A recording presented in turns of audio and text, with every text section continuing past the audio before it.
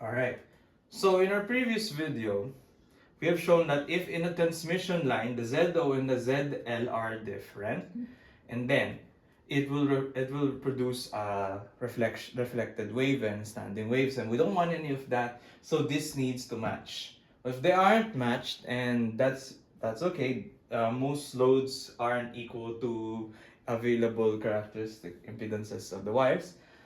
We need to match them together using some techniques. We need to modify the wires in order to do that. The first technique that we will be looking at is grafting a wire of a specific length in here. What specific length? I'm talking about a quarter wavelength wire. Why quarter wavelength? Because of the formula of the input impedance of that. The being Z O squared over Z in. So it's going to be ZL. This is going to be, it's going to be very easy for us now. So what's going to be the input impedance looking through this wire? This wire is quarter wavelength, and we're transforming the load impedance or the input impedance looking here so that the characteristic and the load impedances would match. So we're transforming it. This is called a quarter wave transformer. Now, what would be the input impedance looking into here? Well, the input impedance would be this, ZO over ZL, but not this ZO. We would be looking at a special wire, QWT. Alright? Why? Because we are given ZL and we want a specific Z in. What is that specific Z in? We want this to appear as if it matches ZO. Why? Because we want matching conditions. And if this piece of wire looks into here and thinks that Z in and ZO are equal to each other, then it would not have reflection. So that's why we want that, right? So this Z in would become ZO, and ZO there would be ZO QWT. So this is the characteristic impedance of the quarter wave transformer. There we go. Now, in order to isolate this, we just have to put ZL to here, and then we take the square root. We get ZO QWT. That is the characteristic impedance that we need in order for this to be matching.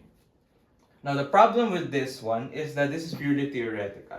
If you try solving for a specific problem, for example, this is 100, this is 50, we would end up with 70.7 ohms of characteristic impedance. And I don't think this sells 70.7 ohms exactly. So we're gonna need to have a different strategy.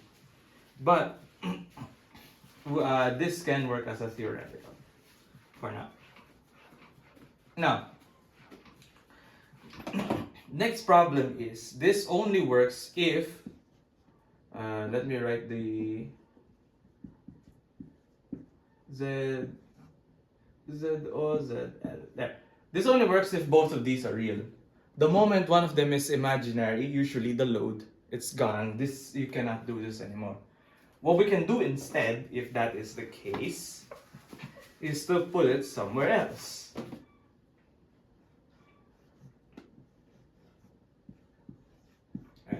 I've simplified it. So this is still a quarter wavelength transformer, but there is now an S here, a spacing. Specific is spacing, alright? So what is this S? Where do we put the quarter wavelength transformer? Well, we put it somewhere where if we look at here, if we look at that, all we see is real. So we put the Z in is equal to some R. And there is no reactive components in here. So that's what we want. Right? So when does this happen?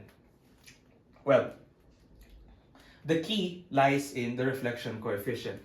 So the reflection coefficient has two components. The magnitude, yes, but also the angle, which is there. This is the angle at the load. maybe there is some angle at here.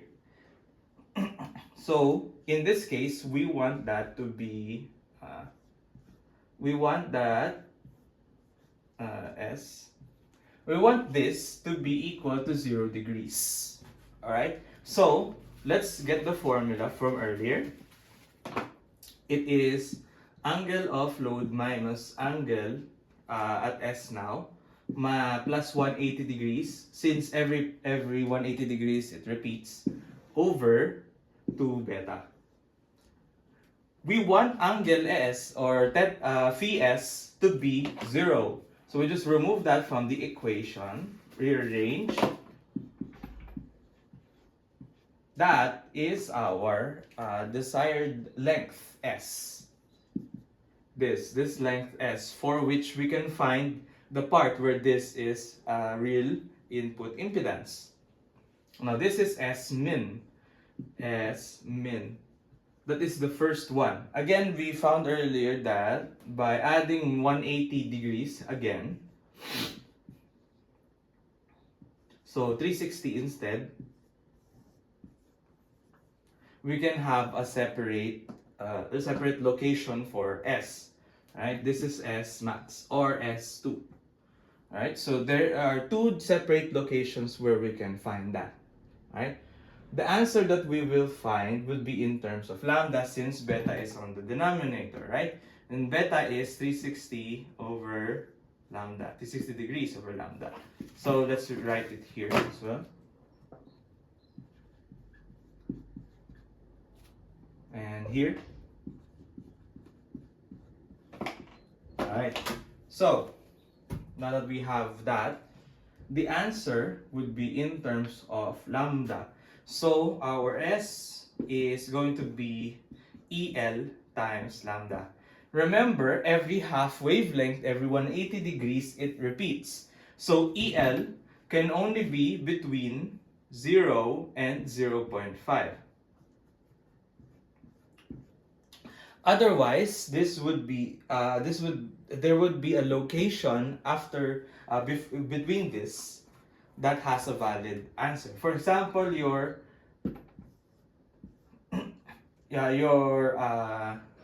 valid impedance is somewhere in 0.6 lambda. If I subtract half a wavelength from that, it would have the same input impedance.